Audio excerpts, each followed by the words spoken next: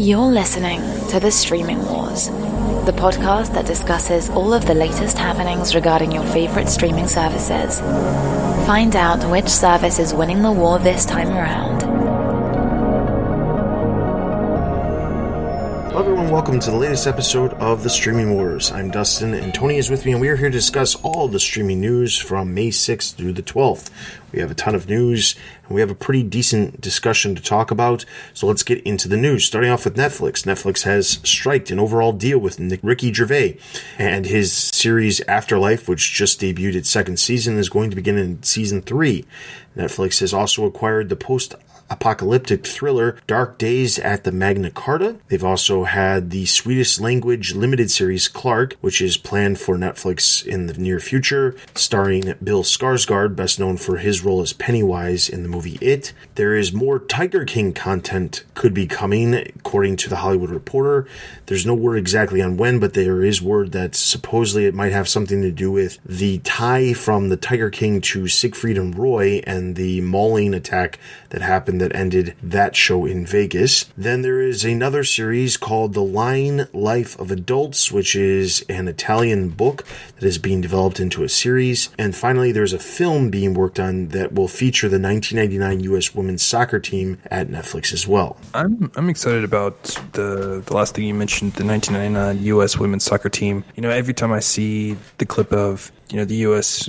Women's team winning that final goal that was shot, and just the emotion that you can see from that final moment, it's just it still brings me chills. So it'd be great to see a film about 1999 U.S. Women's soccer team and just everything they went through. So I'm excited about that. All right, so then jumping over to Prime Video.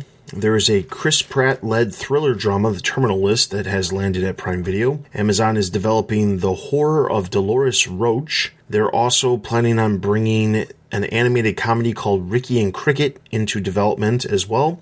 And then finally, the Hulu original show, Little Fires Everywhere, starring Reese Witherspoon and Kerry Washington, is actually going to be brought to the international markets via Amazon. Jumping over to Hulu, Hulu has acquired the rights to Scandal after its long Netflix run. All 7 seasons of the series have been on Netflix for quite some time, but that deal has ran out now that Scandal has actually finished and a couple of years have passed since it wrapped up. This is interesting to me specifically because this is exactly what we could see in the future for certain shows that are currently licensed to Netflix. But once their deals run out, because of a lot of the deals, and I think we've talked about this in the past, a lot of the deals with Netflix the shows that Netflix license, the deals consist of they have the streaming rights until 2 or 3 years after the show actually ends on broadcast television.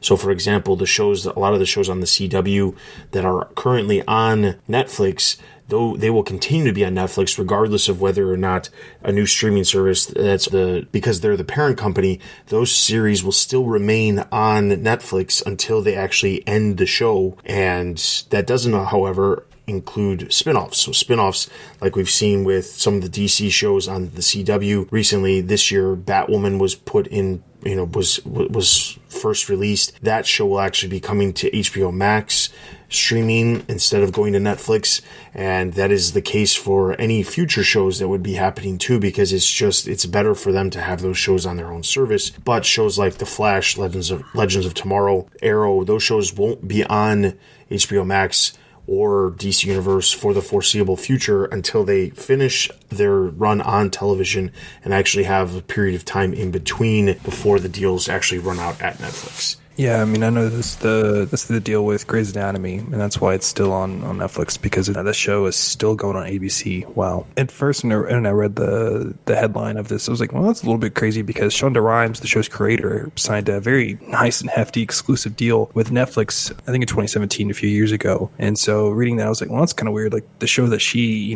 produced and helmed is now leaving, Netflix where she works. But when you take a second, it's like, oh, okay, like that there's a reason why there was that incongruency there. But it is surprising that Netflix didn't fight harder for Scandal in the bidding war. But Netflix has had the show on their servers for the longest time now, and they know how that show can perform. So if they think that Scandal wasn't worth the price, then that makes sense. But I bet that is kind of weird for Shonda Rhimes as a creator. It's like, well, I work here, but one of my most famous shows is somewhere else. So that is kind of weird. But hey, good for Hulu. That show is very bingeable. I highly enjoy Scandal. It gets a lot of great reviews. So more props to them. All right, CBS All Access. First of all, CBS All Access has announced their numbers along with the numbers for Showtime and Pluto TV because they're all part of Viacom CBS.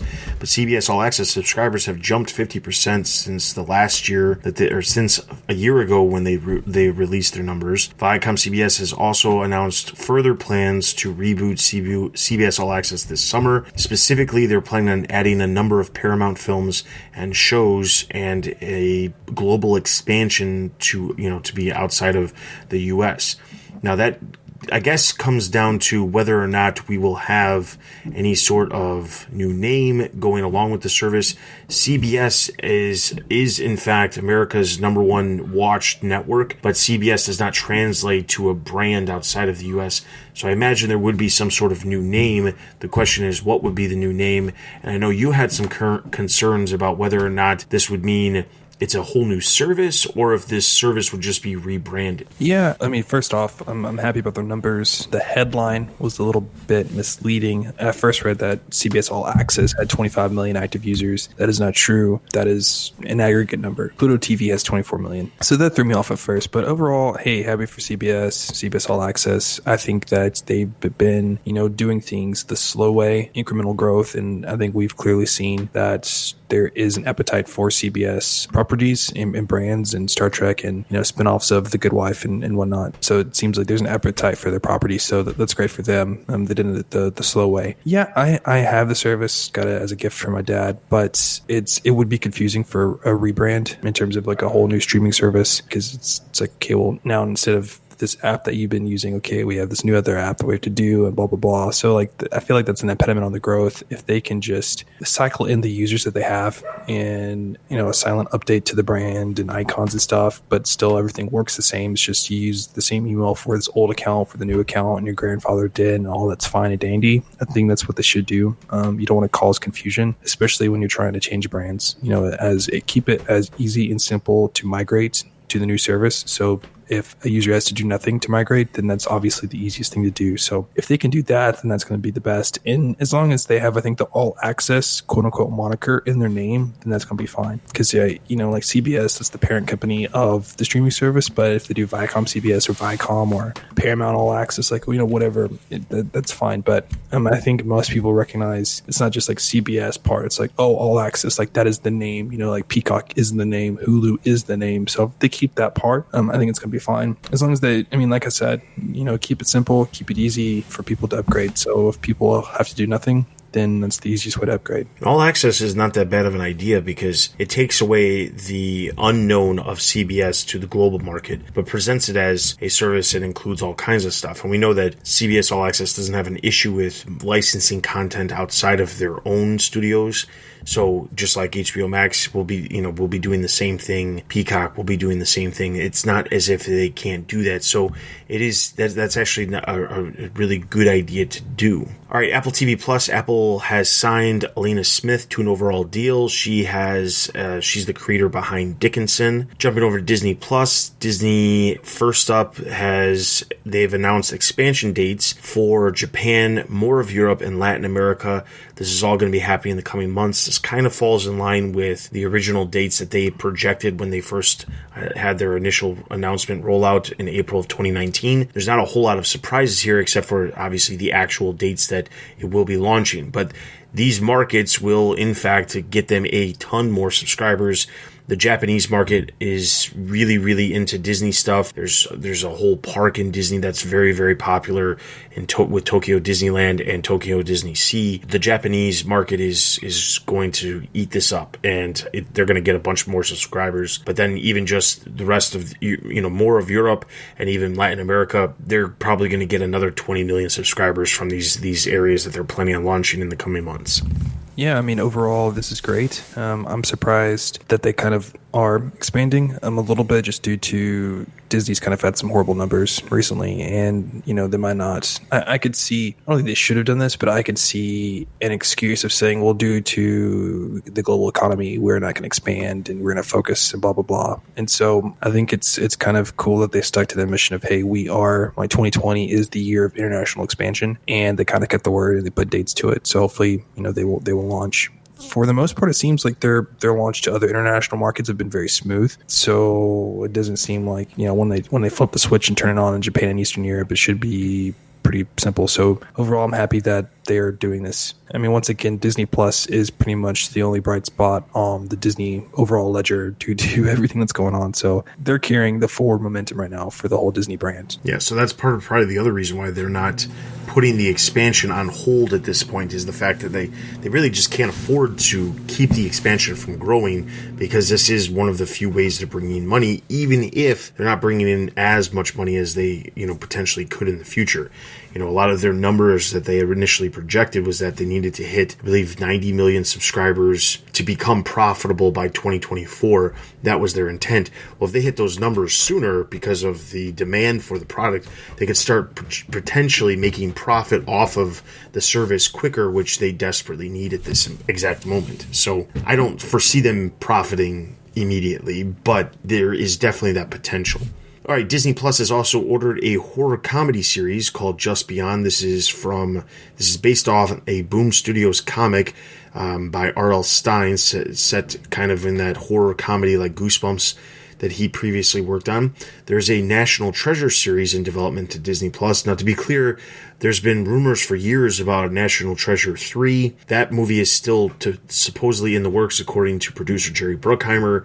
This, however, is a television series that would follow the same idea of the National Treasure films, but there was no word on whether or not it would actually be included within the same universe. I hope that it's set in the same universe. I mean, I highly doubt they're going to bring back, I don't think it's going to be possible they're going to bring back like Nicolas Cage and company for the TV show, but I hope it is set in the same universe just because you get some of that, synergy between the movie and the television side of the businesses. I mean, honestly, if you look at shows, either streaming, cable, whatnot, there's not really a good like treasure hunting show out there. So Disney could definitely fill that brand there of like, hey, we have this action adventure, essentially Indiana Jones, but not Indiana Jones TV show going on right now. And then that kind of brings up another point is like, if they do this National Treasure TV show, I mean, that kind of bumps into potentially their plans with Indiana Jones. That's the one big part of the Disney catalog that hasn't really been mentioned much. We talk about like Marvel and the animated shows, and then you got like Star Wars. You also got Indiana Jones.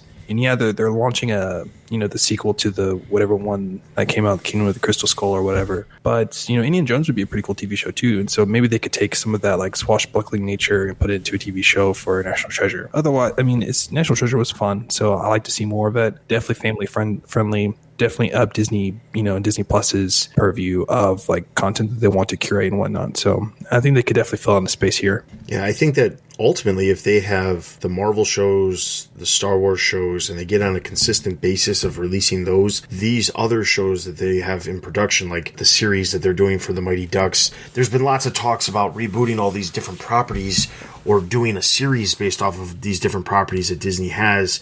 And I think that those would be perfect things to just build up the library in conjunction with the consistent release of Marvel and Star Wars content that they already have. So it'll be interesting to see what happens with that. All right, so next up, pretty big news, the play Hamilton, which was filmed so that it could be released in theaters. We talked about this, I'm pretty sure we talked about this, either we talked about it on the show or we talked about it offline, but I know that that you and I have talked about this. Hamilton, the film distribution rights were purchased by Disney for about $75 million. It's not necessarily including any other post-production costs they had to accrue from the project itself. But it was announced back in January that Disney acquired Hamilton, these film rights to the play Hamilton, which is not a adaptation of the play. It's literally a recording of the play in the final days of the original cast's run on Broadway. They bought the rights, announced that the film was going to come out in October of 2021 in theaters, and now it's been announced for some reason that the show is the film is actually going to be released this year, the weekend of July 4th, 2020. So 15 months earlier than it was originally planned on releasing. It's now coming to Disney Plus, skipping the theaters altogether. This is a huge investment because it had to cost at least $75 million, probably a little bit more than that. But the fact that it costs this much money and they're just going to end up putting it on Disney Plus, great for Disney Plus subscribers. No complaints there as a Disney Plus subscriber who has never seen Hamilton and would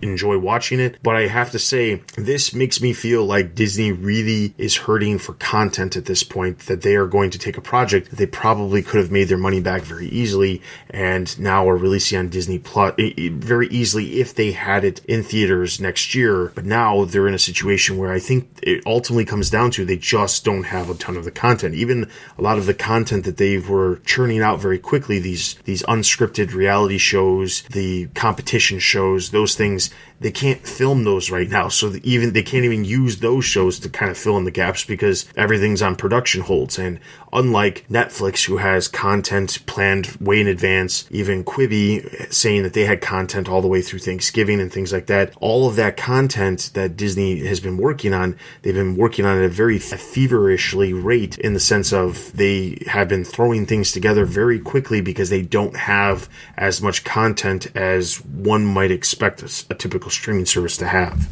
Yeah, this was surprising when I saw this, and I immediately sent it over to you because this is a huge deal. If you're a Disney Plus subscriber and you love Hamilton, then this is amazing. All my friends on Facebook who are very much into showbiz and whatnot, like, they've been very happy about Hamilton coming and they get to watch it and all that stuff. But from a business point of view, I mean, Disney easily could have recouped the cost and then some of releasing, this Hamilton production in theaters. I mean, like, earning $75 million from the box office is very simple to do. Simple, quote unquote, if you're Disney and you release, all throughout the United States and then globally. Wow, $75 million for our property that's not going to hit the big screens. Like, do we think that Hamilton's going to generate $75 million in quote unquote some type of, not revenue, but how do you even equate revenue to like streaming? Is it going to cause like $75 million worth of press for people to pay attention to Disney Plus? Like, how do you even equate those numbers? Like, $75 million is just a huge number for one single property. So, and they're just dumping that on, Disney Plus for everyone. So that's a little bit crazy. Definitely changing things. So I'm also curious what the movie theaters are going to think about this, like an AMC and stuff like that, because there's a big push for Hamilton. I know people who try to get Hamilton tickets and they just can't because they're booked out for years in advance. So there's a big appetite for Hamilton, and I can't imagine like what this would have drawn from the box office. So I could definitely see theater chains being upset as well. So this raises a whole lot of questions, but the true winners are Disney Plus. Yeah, and if you look at it there is one way to equate the numbers. If it costs $75 million and the average customer pays $5 a month for Disney Plus, I know it's more than that, but like just average, because of there's people who have discounted rates. If you equate it at $5 a subscriber, that means in order to get back the money from the cost of Hamilton, they would have to bring in at least 15 million subscribers just because of that one project. And I don't know that is just to make it back within the first month. Obviously, it's a long-term investment with all these streaming services, but that is hypothetically how you would have to, the number that you would have to bring in order to recoup $75 million. That just seems so unreasonable. Yeah. I mean, like, I know that's the math, but 15 million bringing in new subscribers from one property. I mean, wow, I doubt that's happened. I mean, the other part, of course, that is going to not be so great is, we've talked about this. One of the things that Disney had built into their service is that when when they first launched and The Mandalorian launched, you only had the first episode, then you had the second episode a couple days later. But the 7-day free trial, they're only good for a certain amount of time. Hamilton is a one-time project, so anybody who signs up specifically for it can watch it the day that it releases, and then unsubscribe and not have to pay anything, which is obviously going to hurt them too, because their hope is that it could bring in subscribers, but that's not necessarily going to be the case, because we know that there's plenty of people who subscribe just for a single project, and this is one of them, because there's no reason to come back to the service after you've seen it the first time, unless you want to rewatch it. So, it's the downfall of that, that trial period, which is a great marketing tool, but does cost you some business when it comes to larger projects like this, especially something that costs so much. All right, to round out the Disney Plus news, if anybody doubted about The Mandalorian second season premiering as planned, they shouldn't, because Bob Chapek, the current CEO of Disney, he has stated that despite the pandemic, the second season of The Mandalorian should arrive as planned. We talked about this, I believe, just last episode, about how the Marvel shows, they're the ones who are probably going to end up getting delayed, but The Mandalorian was filming before, and now we know for sure, it's been confirmed from Disney, they had completed all the filming for season 2 of The Mandalorian. They were already in post-production. They're doing the special effects, which a lot of that stuff can be worked out at home, or out of their home offices and things like that. So there shouldn't be any concerns with it coming. So we should still expect The Mandalorian season 2 to arrive in October, based off of what they projected with the Winter Soldier, and how we projected the schedule to happen based off of what was happening. Now, the other just real quick note of mention is that the Falcon and Winter Soldier series was filming in the Czech Republic prior to the pandemic, and there was news stating that Prague, they are actually reopening for business and have invited production to resume. Now, it's a matter of whether or not major companies like Disney will actually go right back to those countries after they reopen, or if it's going to take some time before they decide to reopen. So we'll see what happens with that. But I would honestly believe that there's no way those Marvel shows are going to happen on time like they originally planned. Personally, as a Mandalorian fan, I'm extremely happy to get season 2. This is great for Disney Plus. We just talked about them having to release Hamilton in July due to their lack of content, but they still have their main cash cow, The Mandalorian, coming out when it's supposed to. So hopefully, this is going to come out later in the year. It is looking, just how things are going in the United States, that production for movies and TV shows is going to increase toward the end of the year, so they can kind of kickstart, their new pipeline of content again toward the end of the year. And so this is a good, placeholder. So for Disney Plus overall, this is great. Fans and Star Wars fans everywhere, this is great. So there's been a lot of cool news coming out as well about season 2 of The Mandalorian. People should check out as well. Yeah, and the other part of The Mandalorian, the importance of The Mandalorian is, keep in mind that one of the biggest downfalls with The Mandalorian season 1, and let me be clear, the series itself was great. The downfall was that they didn't have the merchandise to support what was happening with the show releasing it and the popularity. So even though they had the massive Disney machine behind them, the merchandise didn't, just wasn't there to, be there for the demand that there was for the product. However, the second season, we've already got Toy Fair International happened a couple months back. There's a whole line of products that are coming for, featuring Baby Yoda, featuring stuff from The Mandalorian, tons of stuff that's going to be coming this fall just in time for the Christmas season. So it's really great for Disney because they're obviously hurting in every aspect. So to have something as big as The Mandalorian come back, get on people's televisions, people are seeing it, people want to buy it, and then actually having the product to buy right away in time for the holiday season will definitely help Disney out. So that's a plus. All right, jumping over to Quibi on the Arturo Castro sketch series. Alternio is coming to Quibi. This is a series that actually debuted on Comedy Central last year. It's a sketch series very similar to like Key and Peele, but featuring Arturo Castro.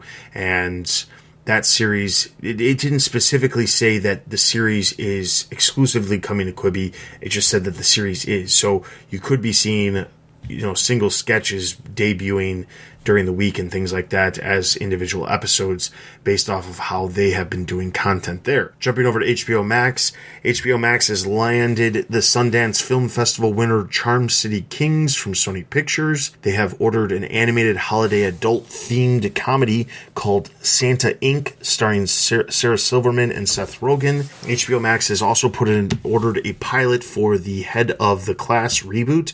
And then finally, HBO Max will offer curated anime content from Crunchyroll at launch. Now, specifically, this deals with the fact that Crunchyroll, if you're unfamiliar, even though we have talked about it, but you might be new to the show, Crunchyroll is what we consider a niche streaming service, specifically focuses on anime content, and however, despite the fact that it is a niche streaming service, boasts over 2 million subscribers, which is great numbers for a service that focuses so specifically on a specific niche content. And the thing is, HBO Max and Crunchyroll are both part of WarnerMedia. Crunchyroll is very similar in like DC Universe, where it has certain content available and it has subscribers. But the question, of course, became when HBO Max and that was announced, what happens to all these other services? Crunchyroll is one of those services that has actually been super successful for WarnerMedia, so you can't imagine that they would be going anywhere. So now they've answered the question of how it's going to work. We know that Netflix puts some focus on anime. They have numerous anime projects that they release almost every month, and HBO Max has decided that the way to compete with Netflix's anime content is by offering content that is through Crunchyroll. So while not every piece of content that is available on Crunchyroll will be available on HBO Max, there will be a number of different series that will be available at launch on HBO Max.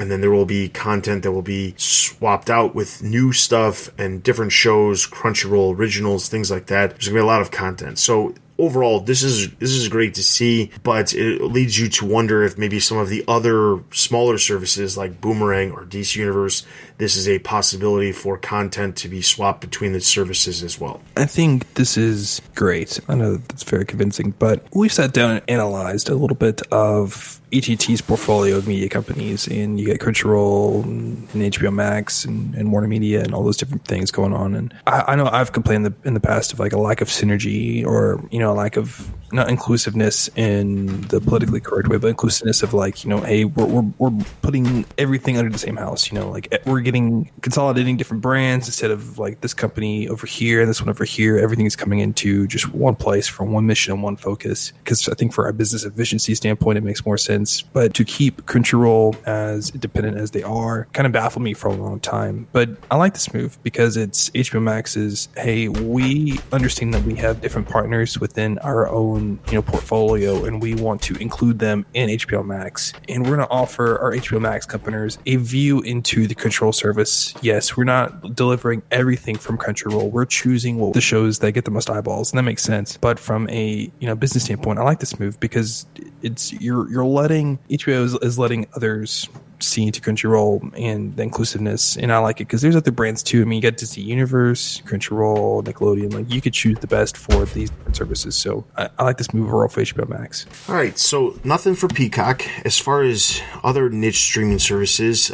Specifically, there was an article that popped up on the Business Insider, which, if you're unaware, there's a lot of articles, great articles that pop up on Business Insider, but they're behind a paywall. But there was a number of websites out there that reported on this, so I feel obligated to mention it. The article was basically casting some doubt on the future of DC Universe as a streaming service, specifically because of HBO Max launching, the number of DC properties that are being worked on for series at HBO Max, including Doom Patrol, which was previously a DC Universe series, a lot of lack of new content being announced for DC Universe and things like that. Ultimately, I think it comes down to this. DC Universe is nowhere near as successful as a service like Crunchyroll, but it does have a subscriber base that is manageable to stay operational. That said, I think part of the reason we haven't heard a lot of announcements for new content coming to DC Universe is because a lot of the content that HBO Max is producing is going to be available on DC Universe without the additional production costs that DC Universe would accrue from having their own series. That's why Doom Patrol moved over to HBO Max. That's why we're hearing so many different new series being announced for HBO Max. There's outside of the Doom Patrol second season, they also have Justice League Dark, which was recently announced coming from J.J. Abrams' Bad Robot production company.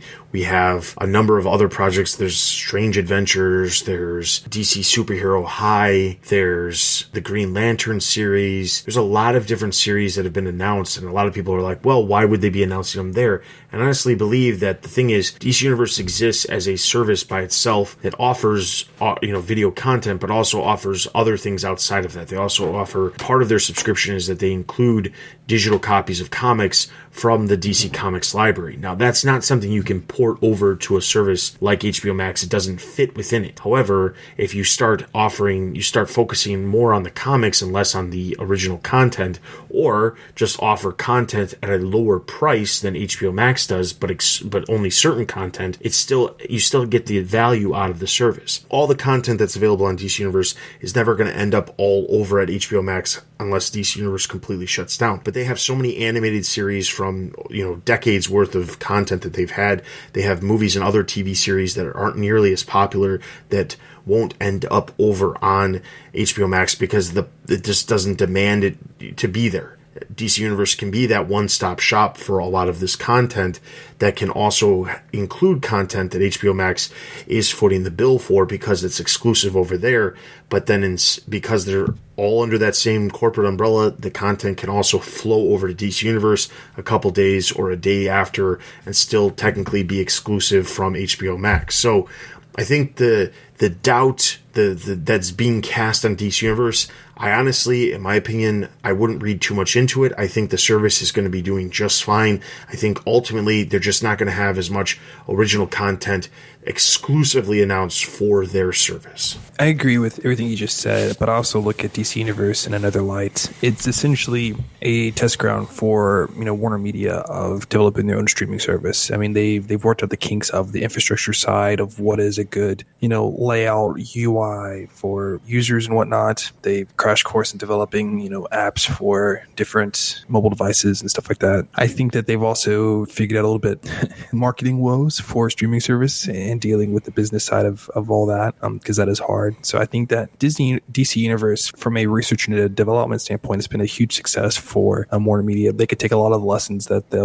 DC Universe team has learned and apply it to HBO Max. So, I mean, that skills is just invaluable. I mean, they're testing on real customers and they've iterated the product, and it's a pretty good product for what it is. So I think from that standpoint, that's definitely not a failure. And that's money saved by WarnerMedia for HBO Max. And hopefully that's going to lead for HBO Max to hopefully have the smoothest opening day out of all the new streaming services. I mean, Disney Plus, Quibi, and others have had a few, hiccups here and there. So hopefully HBO Max can learn from DC Universe and deliver a great product on the first day. And I do agree, the deal, or quote unquote not deal, since it's all under one house, but what we see with Crunchyroll and HBO Max, we could probably see that with DC Universe in the future. Of DC Universe is going to become basically a parking lot for all DC Universe content, but the high profile stuff like the new series of Titans, or heaven forbid a new Batman show, or the newest blah blah blah, will drop on HBO Max first. DC Universe customers will also get that as well, but HBO Max is going to be focused on like the big hip new things that are awesome, things that are really drawing a massive amount of people, but park all the cool animated content on DC Universe for those who really enjoy DC stuff, because there's different levels of fans and fandoms. Like you have the people who are hardcore, who love everything about DC, including CW shows or animated content. Or then there's just like the casual fans who just love a good Batman movie where he just beats up people, you know what I mean? So I think seeing this Crunchyroll partnership, I guess, with HBO Max, although they're still under the same parent company, I'm seeing that we can kind of get a glimpse of what a DC Universe HBO Max partnership will be for the future. All right, so then no other news related to other streaming providers.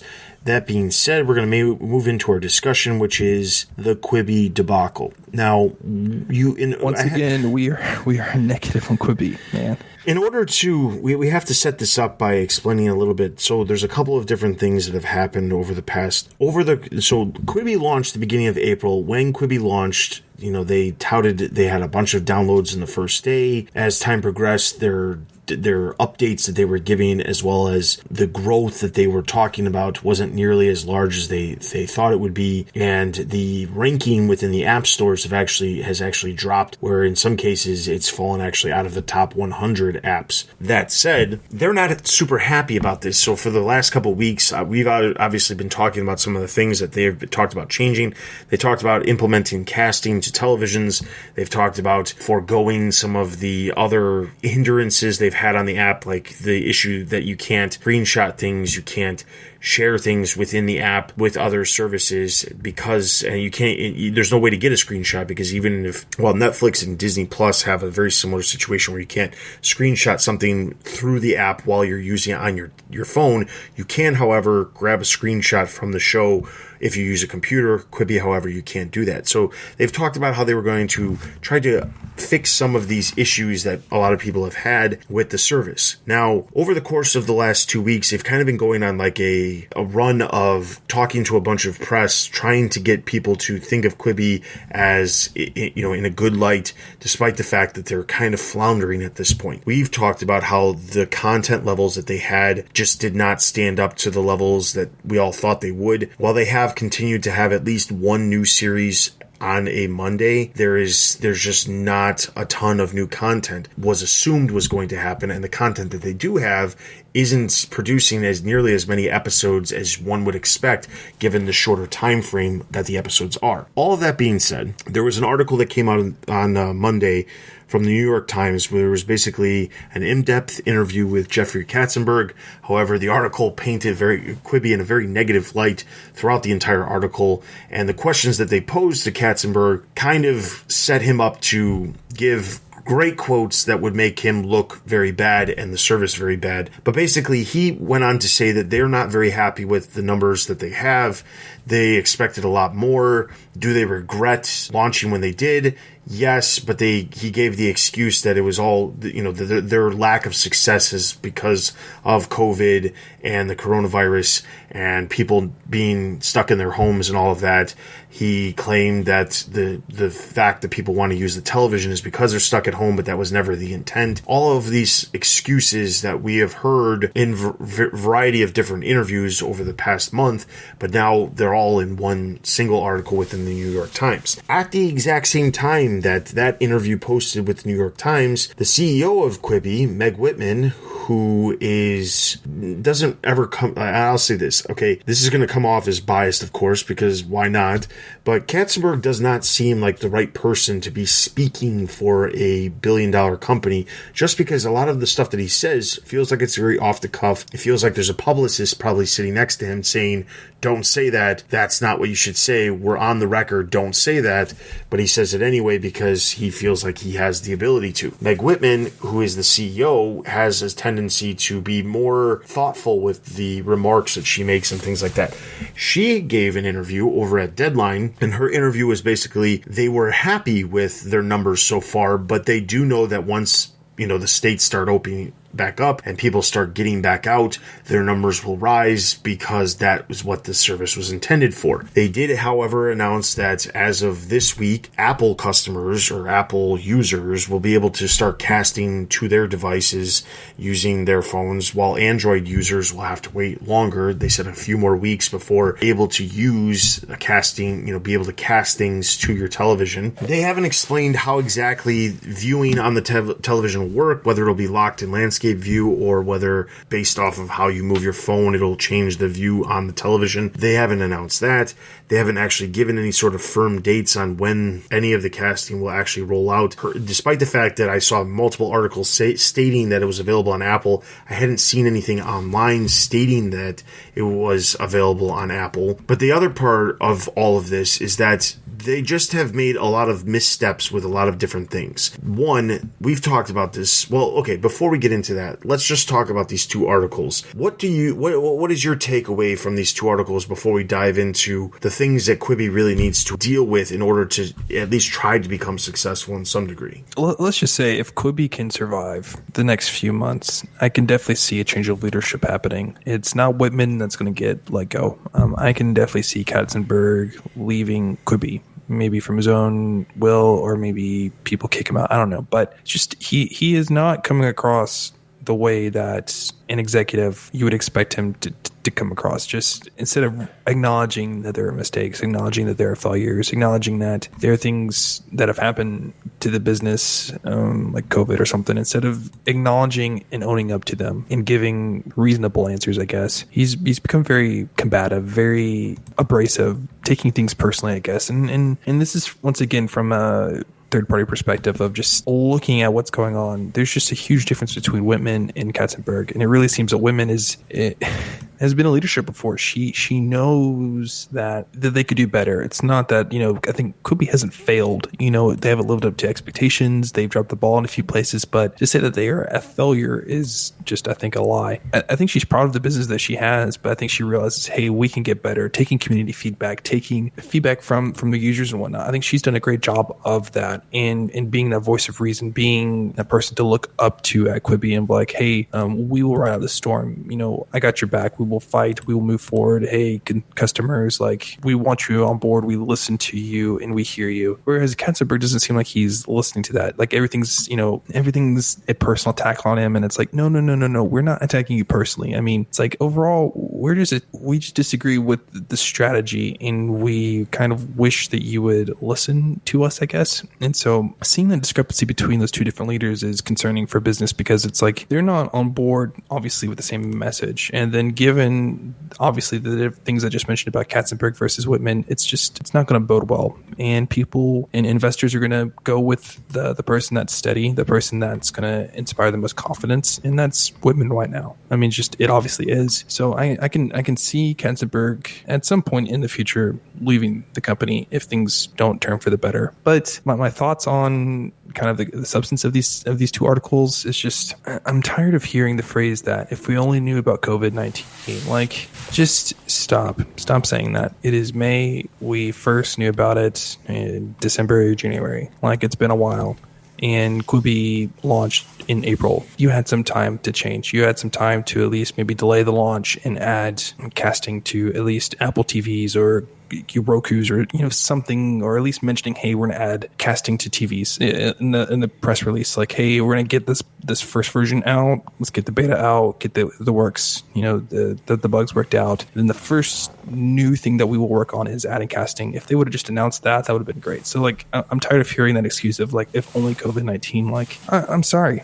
That's just, that excuse to me is just, it's losing steam right now. They've invested a lot of money into a lot of different properties, checked up the service, and honestly, there's not a lot of content that's like worth my time. Like, I find some random YouTubers on YouTube more interesting than some of the content, and it's like visually appealing. The graphics are good, the camera is great quality, but like the substance is not much. And if you want my attention for at least 10 minutes, like, those 10 minutes need to be great, and their content hasn't really been up to stuff, and that's disappointing, because when you promote yourself as a premium service, like, you got to beat like Instagram, you got to beat YouTube, you got to beat that quality of stuff, and I feel like they haven't. Like, visually, yes, but storytelling wise, not at all. And that's sad. I think they need a free tier. I think that's hurting their business. Kind of goes in with their quality of their original content just isn't up to stuff. Just when I look at the content, it's not much better than what I would get Instagram or YouTube or something like that. YouTube, as much as annoying as those ads are, I mean, people don't really pay for YouTube. I think people are fine with watching ads,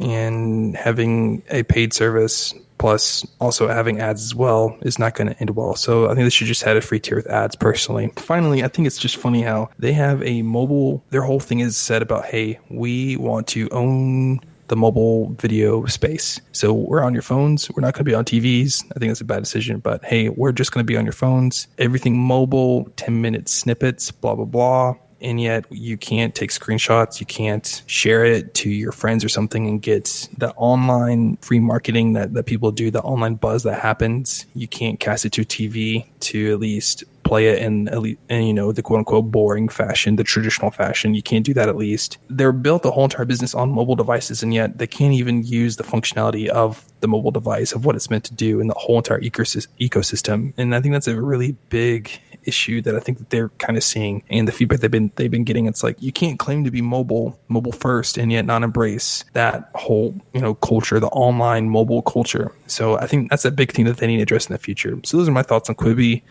It's not a debacle per se, but they have a lot of hiccups that they've experienced, and Katzenberg's responses haven't been the most. As an investor, I wouldn't feel the most optimistic about the future of Quibi.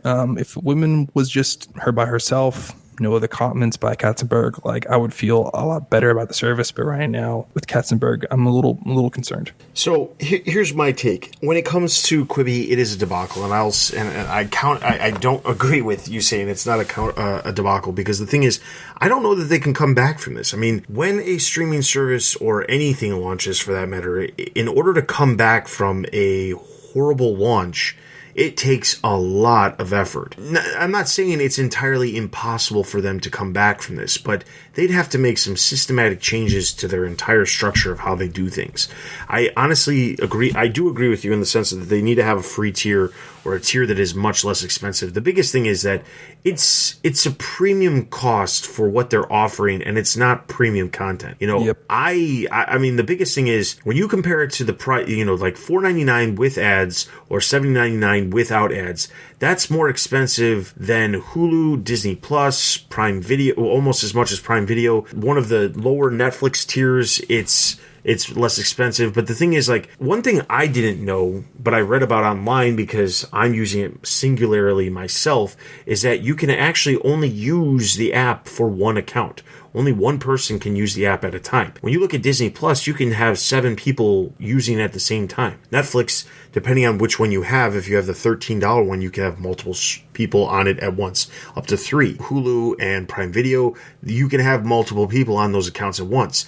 If you're paying $5 a month or even $8 a month without the ads, and you're only allowed to have one person using it within your household, that's too expensive. It's just too expensive. The other problem is that I think that they undervalued the ad space, and I've talked about this before on the show, but I honestly believe that the amount of ads that they bragged about selling wasn't enough. They needed to sell either more ads or figure out some way of making more money off of those ads in order to make the price point more acceptable to a normal person. Somebody who doesn't have an unlimited budget is not going to come in and say, let me think, I can have, maybe $30, $40 worth of content a month, and I'm going to choose Quibi. No, they're not going to do that. People are going to choose the places that have better content, more content for, a similar price. That's what they're going to do. And when they do that, they don't care if it's only 7-minute episodes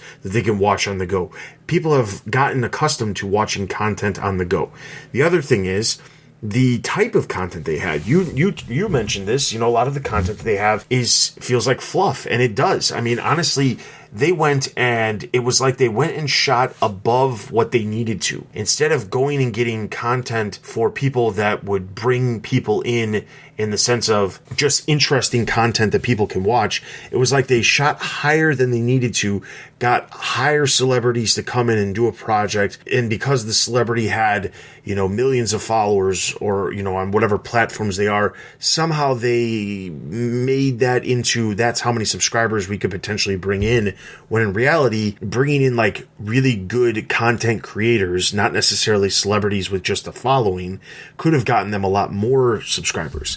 There's lots of people on YouTube who have millions and millions of subscribers, who every single episode they release gets millions and millions of views, and that's the type of content they really needed to get. That kind of content, the content that people are seeking out. YouTube creators are a prime example of who they could have went after to get, because instead of getting like maybe the high-end, YouTube content creators who are making a ton of money on YouTube, give a deal to somebody who is, on, still bringing in a couple million subscribers, who still has a couple million subscribers, but isn't nearly as big, who would still have no problem creating a unique show that could draw people in and also cross promote from their existing subscriber base. That's another thing that they should have done. One of the biggest problems I think they've had is the fact that like they have made such a big deal about certain things while focusing on such little, so many more important things.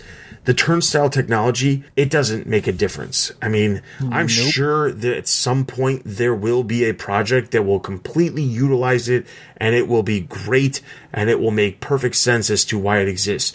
But quite honestly, I don't think it's necessary whatsoever. I don't really care. They made such a big deal about it in the initial press releases and the presentations for it. And to this day, I have yet to watch one single show where turning it one way or the other makes any difference. It doesn't. It just gives you the ability. And while that's cool, that's just like the ability of casting. But I'll tell you what, right now casting is a little bit more important than being able to flip my phone one way or the other. It just is. And that's the thing. They focus so heavily on certain aspects like the turnstile technology, when in reality, simple things like casting to a television should have been a bigger focus. And it seems like their focus group wasn't big enough. I don't know. I mean, like, it just is odd because it's like the little things that they're missing. It's not like crazy big things. I mean, like, okay, obviously, like, lack of good content's one thing, but not focusing on casting, the importance of turnstile technology, you know, like, I feel like those are things that would be solved in focus groups. Yeah, and not the general market, you know. And the other part of this is, so the Katzenberg interview, he basically blames their lack of success on COVID, and honestly, how can he possibly blame that when he sat there prior to the launch and said that while people are not going to be on the move like they were, they will still have moments of time that they will stop doing something and they'll be able to watch something. But why would they start watching content on Quibi rather than watching content where they have already been getting content from? Skipping YouTube, skipping Snapchat or TikTok or any of the other streaming services just in, you know, small segments like Quibi is, you know, trying to be. It just doesn't make any sense as to how exactly they were anticipating this to be successful in the environment that it was. Now, he did say, like, if they would have known about it on March 1st, they would have made a different change. The reality of it is, on March 1st. Right, they did. That's why I'm so tired of that excuse. Like,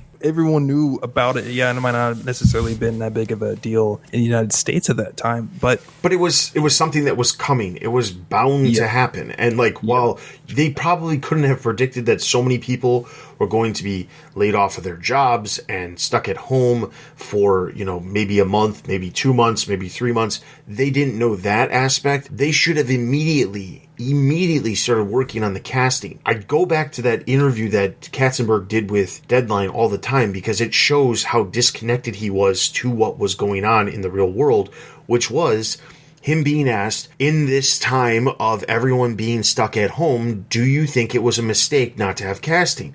And his exact response was, this app was never designed for casting or for televisions. You can't turn your television on its side. None of it matters because we always planned on it being specifically for mobile only. He says that. He said that himself. Those were his words. Yet for some reason, now we have an app that we can turn on its side that doesn't make a difference if you can turn on its side, and we have no ability to cast, even though that is something that clearly was important. And it just shows how he was sticking to his guns. He had an idea. This was their idea. This is what they were doing.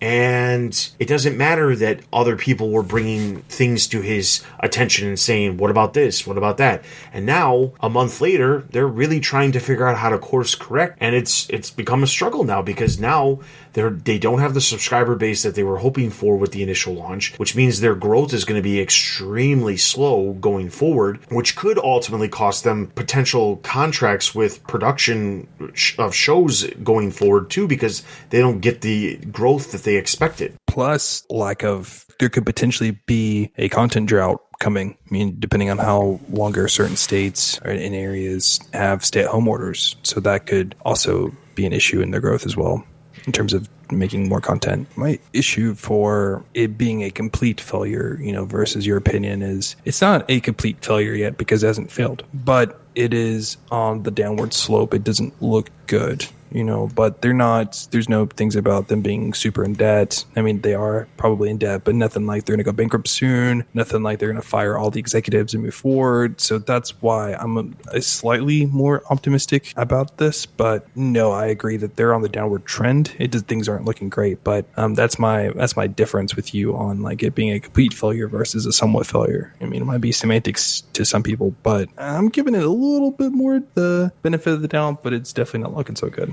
And I want to just end on this comment over at a reporter over at The Verge, Julia Alexander. She sent out this tweet when all of the talk about Quibi was happening that I just wanted to end on, which is the real winners in this Quibi debacle are the studios who sold overpriced shows and movies, ones they were never going to make because they knew the return on investment wasn't there, to Quibi for a much higher profit than those shows and movies were ever worth. Congrats to you. And that is exactly true, because let's be honest, I mentioned this before, a lot of the people or a lot of the investors that Quibi has were companies that produce content for Quibi, and that content, their investment is just coming back to them in the form of productions that they're being able to create jobs for and create content that they sell back to Quibi and basically get their money back from that investment that they initially put in. And that's who's really winning in this situation. These production companies that have put money into Quibi,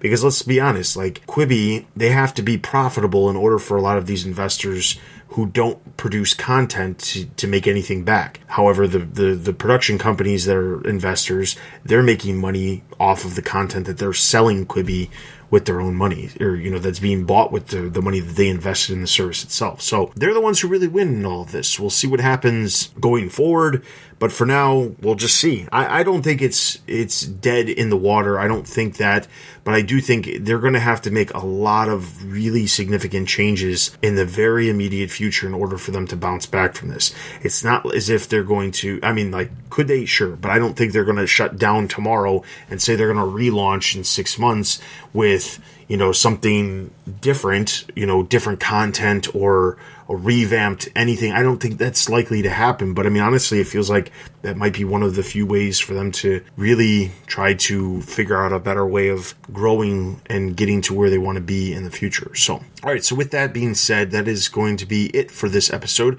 I want to encourage everyone to check out all the list of trailers that have released over the past weeks. There's some good stuff here. Check them out.